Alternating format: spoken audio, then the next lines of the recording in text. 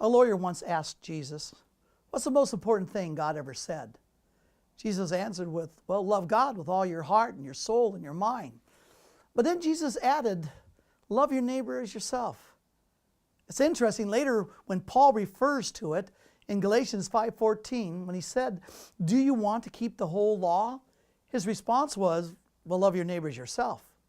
What happened to loving God first? I mean, did Paul have a senior moment? Well, if he did, James did also in James 2:8.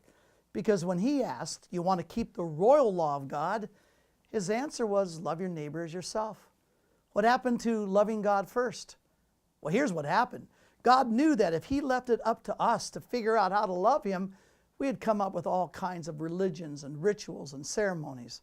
I mean, some of us would even embrace violence, all in the name of loving God. God tells us here how he wants us to love him, by loving his own, his children, those who bear his image, by loving your neighbor.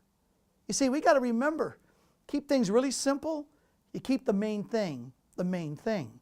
And the main thing is to love God by loving your neighbor.